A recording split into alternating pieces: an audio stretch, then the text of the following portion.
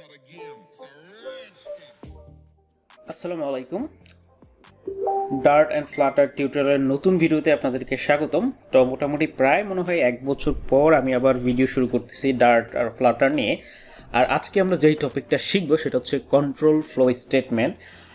Last ভিডিওতে হচ্ছে কি আমরা ডার্ট অ্যান্ড ফ্লাটার যে টিউটোরিয়াল সেটাতে ফাইনাল এবং কনস্ট্যান্ট নিয়ে জানছি, কিছু আইডিয়া নিয়েছি এবং হচ্ছে দেখেছি যে কীভাবে এগুলো কাজ করে। তো চলুন ভিডিওটা শুরু করার আগে আমি আমার পরিচয় দিয়ে নিই। যেহেতু 1 বছর পর ভিডিওটা করছি তো অনেক কিছুই চেঞ্জ হয়ে গেছে। আমি মোহাম্মদ আলামিন, অলরেডি আপনারা জানেন। তো এখন বর্তমানে অ্যাজ এ সফটওয়্যার ইঞ্জিনিয়ার হিসেবে আছি ভিওসফট লিমিটেডে, এবং ইনস্ট্রাক্টরিতে অ্যান্ড্রয়েড অ্যাপ ডেভেলপমেন্টের ইনস্ট্রাক্টর হিসেবে আছি। আপনারা আমাকে জাস্ট যদি পেতে চান বা গুগল বা অনলাইনে সার্চ করতে চান, জাস্ট alamin.corno এটা লিখে গুগলে সার্চ করতে পারেন, বা alamin corno লিখে সার্চ করলে গুগলে আমার সোশ্যাল মিডিয়া সাইট থেকে শুরু করে বাকি সব কিছু আশা করি পেয়ে যাবেন। ঠিক আছে, তো চলুন আজকে দেখি আমরা কোন জিনিসগুলো শিখব। আজকে আমরা কয়েকটা জিনিস শিখব। এর মধ্যে হচ্ছে if and else, conditional statement, switch case. মানে আজকে এগুলো শিখবো না, বাট হচ্ছে কন্ট্রোল ফ্লো স্টেটমেন্টে এই 3টা জিনিস আমরা জানবো।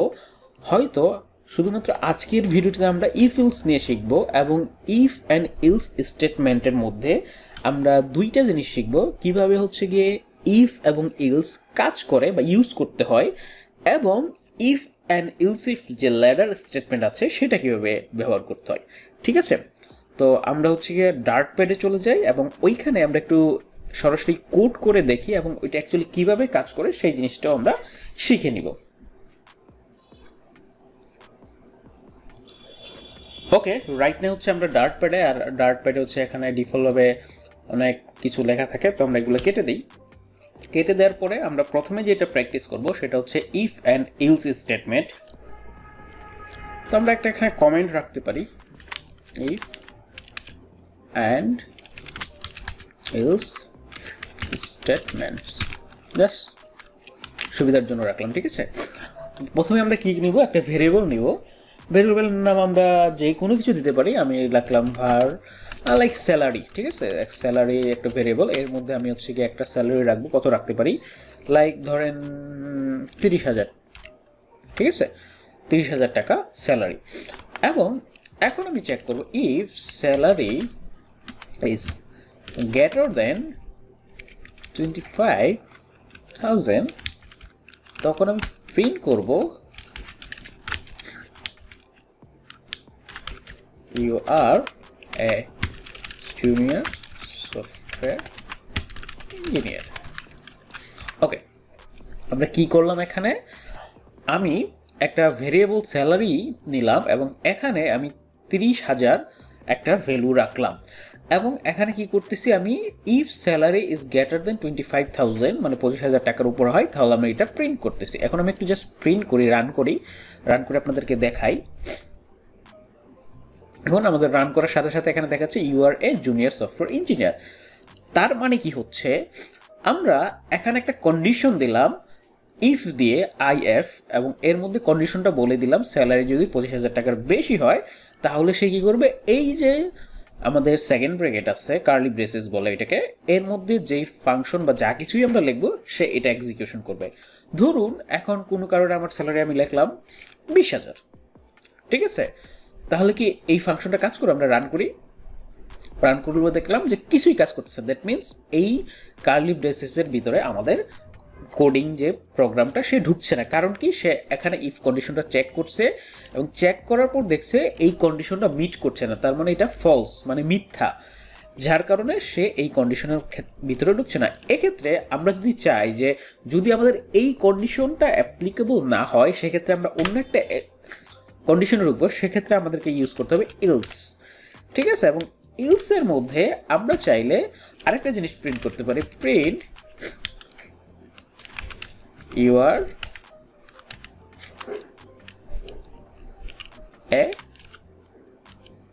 Beginner software engineer.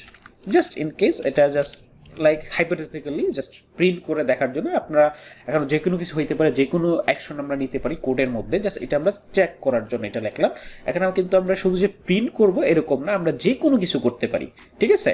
তো এখানে কি হইলো যে আমরা আমাদের স্যালারিটা যেহেতু 20,000, সে এখানে আসলো ইফ এই কন্ডিশনটা চেক করলো, এবং যেহেতু এটা ফলস মিথ্যা, তাই সে কি করলো এই কার্লি ব্রেসেসে ঢুকলো না। এরপর কি করলো, সে এখানে আসলো ইলস মানে সে যদি ওইটা না হয় তাহলে এইটাতে মাস্ট ঢুকবে, এবং এইটাতে আমাদের কি আছে, একটা প্রিন্ট ফাংশন আছে, সে প্রিন্ট করলো। এটা হয়তো বা এখন শুধুমাত্র আমি একটা প্রিন্ট ফাংশন লিখে দেখাইছি, কিন্তু আমরা যখন প্রোগ্রামিং করব বা হচ্ছে গিয়ে ফ্লাটার অ্যাপ্লিকেশন ডেভেলপ করব, তখন এই ইফেলসটা কিন্তু আমাদের অনেক বেশি ইউজ করতে হবে। এবং এরকম আমাদের সিনারিও আসবে অনেক জায়গায়, এরকম আমাদের ইফ কন্ডিশন দিয়ে বা এলস কন্ডিশনের মধ্যে আমাদের বিভিন্ন ফাংশনালিটি লেখা লাগতে পারে। সেই জন্য আমাদেরকে এই ইফেলসটা ভালো করে শিখতে হবে, ঠিক আছে।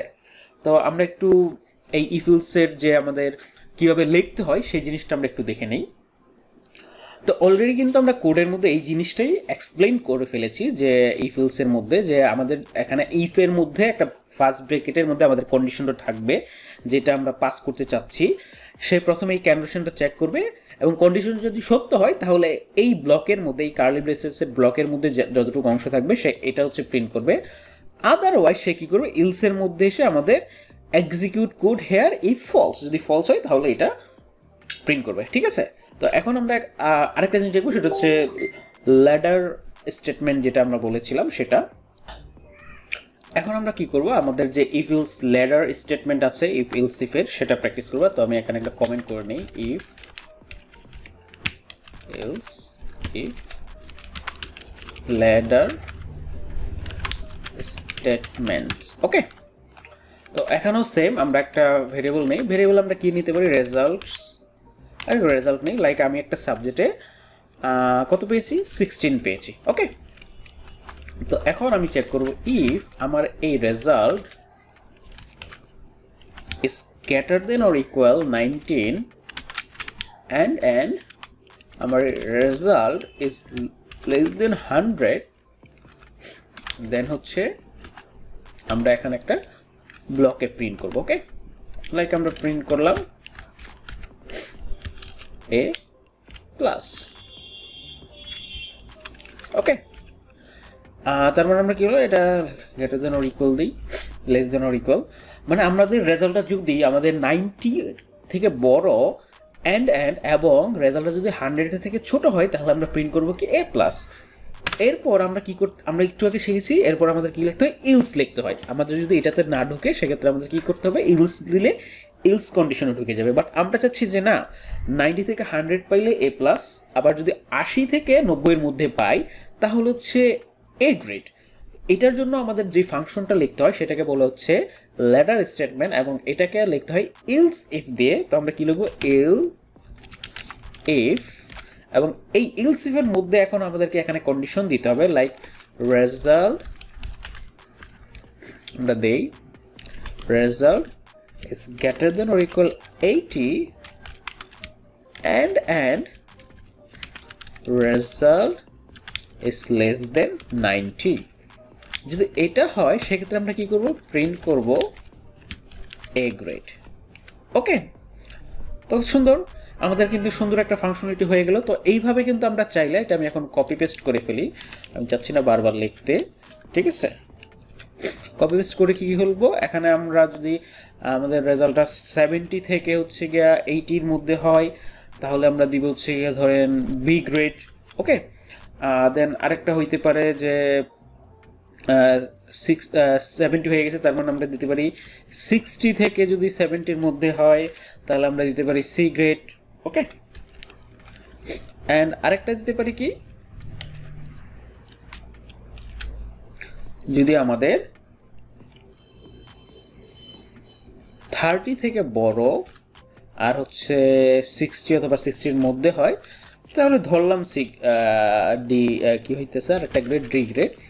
এলস আমি দিতে পারি কি, এলস যদি এই একটা কিছু না হয় সেক্ষেত্রে আমরা কি করতে পারি, প্রিন্টে F গ্রেড মানে ফেল, ওকে।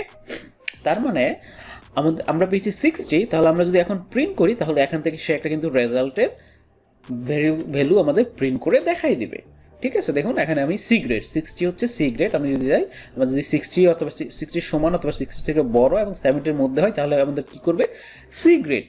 আমরা যদি দেই হচ্ছে 30, তাহলে কি হবে, তাহলে হচ্ছে আমরা এফ গ্রেড পাবো। ঠিক আছে, আমরা হচ্ছে এফ গ্রেড পাইছি। আমরা যদি এখানে দেখি, লাইক ধরেন কেউ একজন দুষ্টামি করে 130 দিয়ে দিল রেজাল্টে, সেক্ষেত্রে কি করবে, সে এফ গ্রেড। কিন্তু আসলে 130 মানে কি এফ গ্রেড না, 130 মানে তো এফ গ্রেড না, তাই না? তো এই ক্ষেত্রে আমাদেরকে কিছু জিনিস প্র্যাকটিস করতে হবে। যখন আমরা এই ফাংশনগুলো লিখবো ল্যাডার স্টেটমেন্ট, আমাদেরকে প্রপারলি সবগুলো কন্ডিশন মিট করছে কিনা। কারণ আমরা জানি, আমরা যখন রেজাল্ট দেখছি এসএসটি বা এইচএসসি সব, আমরা কি করতাম, আমাদের রোল নাম্বার লিখে ডিস্ট্রিক্ট নাম্বার লিখে যখন ক্লিক করতাম ভিউ রেজাল্টে, তখন কিন্তু আমাদের রেজাল্টগুলো সুন্দর করে দেখাই দিত। ওইখানেও কিন্তু এরকম একটা ফাংশন বানানো আছে, হয়তো বা এইভাবে নাই, মানে হচ্ছে আমি যে মার্কিংগুলো দিয়েছি এইভাবে নাই, বাট এই ইফেলস কন্ডিশন দিয়ে কিন্তু সুন্দর মার্কিং আছে। আমরা যে মার্কিংটা আছে ওইটা আমাদের ইনপুট করা আছে ব্যাকএন্ড থেকে, এবং সে কিন্তু এটার উপর চেক করে আমাদের রেজাল্টে আমরা এ প্লাস পেয়েছি বা এ পেয়েছি, বি পেয়েছি, সি পেয়েছি, এগুলো দেখাচ্ছে। ঠিক আছে, তো এখন আমাদেরকে যেটা করতে হবে, এই কোডটা একটু ঠিক করতে হবে। লাইক 130 দিলে তার মানে কি, এটা একটা ইনভ্যালিড ইনপুট। পরীক্ষা হয় 100 মার্কে, কেউ তো আর 130 পাইতে পারে না। কেউ ধরেন গিয়ে একটু চুরি করে বা হ্যাকিং করে 130 করে দিতে চাইলো, বাট এটা তো পসিবল না, তাই না? তো সেক্ষেত্রে এখানে কিছু কন্ডিশনাল ব্রেক আমাদেরকে দিতে হবে। সেক্ষেত্রে আমরা এখানে কি করতে পারি, আরেকটা হচ্ছে গিয়ে ইফ এলস কন্ডিশনাল দিতে পারি। সেটা হচ্ছে আমরা এফ গ্রেড তখনই দেখাবো যখন আমাদের রেজাল্ট হচ্ছে is greater than 0 or equal 0 and then result is less than কত দিতে পারি, আচ্ছা আমরা 40-তে পাস দেই, তাহলে 40 দিলাম। যে 40 বড় বেশি হলে হচ্ছে ডি, আর 40 যদি নিচে হয় এবং 0 সমান বা 0 হয় তাহলে হচ্ছে আমাদের এফ গ্রেড। আদারওয়াইজ সে কি করবে, প্রিন্ট ইনভ্যালিড রেজাল্ট। ঠিক আছে, শুধু সে উল্টাপাল্টা ভ্যালু দেয় তাহলে কি করবে, ইনভ্যালিড রেজাল্ট দেখাবে। তো আমরা এখন প্রিন্ট করি, আমাদের যেহেতু 130 দিয়েছি, তার মানে কি এটা আমাদের একটা কন্ডিশনেও যাচ্ছে না, তখন কি বলবে, আমাদের রেজাল্টটা ইনভ্যালিড। বাট আমরা যদি 30 দিতাম তখন কি হতো, আমাদের এফ গ্রেড চলে আসতো, বা যদি আমাদের এই কন্ডিশনের মধ্যে যেটা মিট করে আমরা যে রেজাল্টটা দিব সেইটাই চলে আসতো। ঠিক আছে, তো আমরা অলরেডি লেটার স্টেটমেন্টটা শিখে ফেলেছি। আর এখানে হচ্ছে আমাদের যে সিনট্যাক্স, কীভাবে অ্যাকচুয়ালি লেটার স্টেটমেন্টটা লিখতে হয় দেখতেই পাচ্ছেন। ইফের মধ্যে আমরা কন্ডিশন লিখতে পারবো, যদি এই কন্ডিশন মিট করে তাহলে এটা এখানে এক্সিকিউশন করবে, মানে এই কার্লি ব্রেসেসের মধ্যে ঢুকবে এবং এখানে যেসব কোড এক্সিকিউশন করার জন্য লেখা থাকবে সে ওইভাবেই এক্সিকিউশন করবে। অথবা সে যদি if condition say provide calculate করতে না পারে, সেই কন্ডিশনটা সত্য না হয়, ট্রু না হয়, সে চেক করবে দ্বিতীয় কন্ডিশন। যদি কন্ডিশন সত্য হয় তাহলে এখানে ঢুকবে, আর না হলে সে তৃতীয় কন্ডিশন চেক করবে। তৃতীয় কন্ডিশন সত্য হলেই ঢুকবে, আর এখানে যদি একটা কন্ডিশনও সত্য না হয়, যদি আমরা ইলস স্টেটমেন্ট বা ইলস দিয়ে রাখি, সেক্ষেত্রে সে ইলস কন্ডিশনে চলে যাবে। তো এইভাবেই হচ্ছে ল্যাডার স্টেটমেন্টগুলো লিখতে হয়। তো আশা করতেছি এই ভিডিওটা দেখার পর ইফ এলস এবং ইফ এলস ল্যাডার স্টেটমেন্ট এটা সম্পর্কে একটু ক্লিয়ার ধারণা হয়েছে, একটু অন্তত আপনারা শিখতে পেরেছেন। আমি আশা করবো আপনারা একটু ডার্ট নিয়ে একটু গুগলে ঘাটাঘাটি করবেন, ইউটিউবে আরও অনেক ভিডিও পাবেন, হয়তো ওইখানে আরও সুন্দরভাবে দেখাবে। প্র্যাকটিস করবেন, ইফ এলস নিয়ে অনেকগুলো প্র্যাকটিস প্রবলেম হইতে পারে, লাইক রেজাল্ট বের করার জিনিসটা হইতে পারে, অথবা হইতে পারে যে আপনাদের প্রমোশন হয়েছে কিনা, ইফ এলস নিয়ে অনেক কিছু হইতে পারে। ঠিক আছে, এগুলো একটু প্র্যাকটিস করবেন। আর ধন্যবাদ ভিডিওটা সম্পূর্ণ দেখার জন্য। আমরা নেক্সট সেকশনে এই ইফ এলস স্টেটমেন্টেরই আর একটা নতুন টপিক শিখবো, সেটা হচ্ছে টার্নারি অপারেটর বলে। এবং যদি আপনাদের সময় থাকে সেক্ষেত্রে হচ্ছে টার্নারি অপারেটরের সাথে যদি আরও কিছু শেখা যায় বা অ্যাড করা যায়, সেটাও আমি অ্যাড করে দিব। সেই পর্যন্ত সবাই ভালো থাকবেন। আর হ্যাঁ, ভিডিওটা অবশ্যই কমেন্ট অথবা হচ্ছে লাইক দিবেন, লাইক তো দিবেনই, সাথে কমেন্ট করবেন যে ভিডিওগুলো আপনারা প্রপারলি বুঝতে পারতেছেন কিনা, বা এই জায়গাটা ইমপ্রুভ করা যাইতে পারে, তাহলে হয়তো বা আরও ভালো হবে আপনাদের জন্য। এরকম ফিডব্যাক পাইলে আমাদের জন্য আমার জন্য ভালো, যে আমি চাইলে আরও ভিডিওগুলো সুন্দর করার চেষ্টা করব। সে পর্যন্ত সবাই ভালো থাকবেন। নেক্সট ভিডিওর জন্য অবশ্যই কমেন্ট করবেন।